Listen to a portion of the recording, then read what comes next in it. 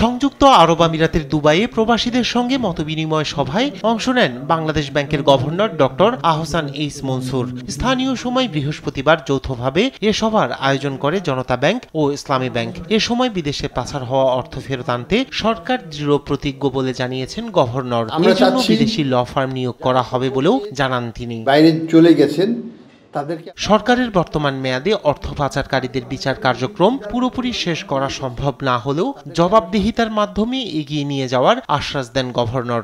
এই ইন্টারিম গভর্নমেন্টের পক্ষে এই বিচার কার্য শেষ করে যাওয়া সম্ভব নয়, আইনগতভাবে এটা সম্ভব হবে না, কিন্তু আমরা একটা ইরিভার্সিবল প্রোগ্রেস করতে চাই, যেটাকে থেকে পিছিয়ে আসতে পারবে না, চাইলে পরে সামনের দিকে নিয়ে যেতে পারবে, এটা আমরা করে যাব। প্রবাসীদের অবদানের কথা স্মরণ করে পাচার হওয়া অর্থ ফেরাতে প্রবাসীদের সহযোগিতা চান তিনি। বাংলাদেশ থেকে যারা সম্পদ নিয়ে বাইরে চলে গেছেন তাদেরকে আমরা শান্তিতে থাকতে দেব না, এই লক্ষ্যে আপনারা সহায়তা করুন। মতবিনিময় সভায় আমিরাতে নিযুক্ত বাংলাদেশের রাষ্ট্রদূত তারেক আহমেদ, দুবাইয়ে নিযুক্ত বাংলাদেশের কনসুলেটের কনসাল জেনারেল মোহাম্মদ রাশেদুজ্জামান, জনতা ব্যাংকের ম্যানেজিং ডিরেক্টর মুজিবুল হক ও ইসলামী ব্যাংক বাংলাদেশের ম্যানেজিং ডিরেক্টর ওমর ফারুক উপস্থিত ছিলেন।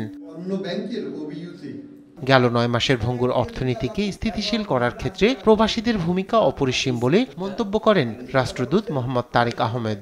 আমরা ইম্পোর্ট এক্সপোর্টের যে গ্যাপ সেটি মিটিয়ে, রেমিটেন্সের মাধ্যমে সেটি মিটিয়ে আমরা রিজার্ভটাকে কিন্তু ধীরে ধীরে বাড়িয়ে নিচ্ছি। এখন $27 বিলিয়ন উপরে চলে গেছে। ইনফ্রাস্ট্রাকচার আমরা এই গত 9 মাসের মধ্যে পৌঁছাতে পেরেছি, যে আপনাদের যেসব সমস্যাগুলো সমাধান করা সম্ভব সেটা শীঘ্রই করে ফেলবো আমরা। আর কনসাল জেনারেল বলেন, প্রবাসীদের রেমিটেন্স পাঠানোর ক্ষেত্রে চার্জ মওকুফ বা পরিমাণ কমালে রেমিটেন্স প্রবাহ বাড়বে। এছাড়া এটিএম সেবা বাড়ানোর কথাও বলেন তিনি। এখানে দুটো জায়গা আছে স্যার, যেটাকে অনেকে বলে যেটা মিনি বাংলাদেশ। সেই সোনাপুর বলে একটা জায়গা আছে, আবির মার্কেট বলে একটা জায়গা আছে, কিন্তু সেখানে স্যার তো দুঃখজনকভাবে হলো কোনো এটিএম নেই স্যার। এ সময় বিমানবন্দরে হয়রানি, খেলাপি ঋণের বিরুদ্ধে ব্যবস্থা, রেমিটেন্স পাঠাতে চার্জে রাষ্ট্রীয়ভাবে ভর্তুকি দেওয়ার ব্যাপারে মতামত ও অভিযোগ জানান প্রবাসীরা।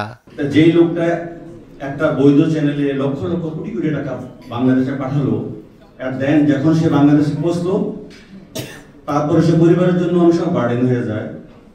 কিন্তু আদার হ্যান্ড বাংলাদেশের গভর্নমেন্টের পক্ষ থেকে তাকে পেনশন দেওয়ার জন্য যদি একটা মেকানিজম থাকে, তাহলে এটা হবে great speed of the patriotism.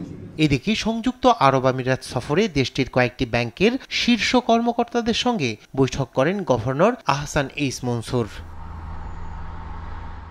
News desk, দেশ টিভি।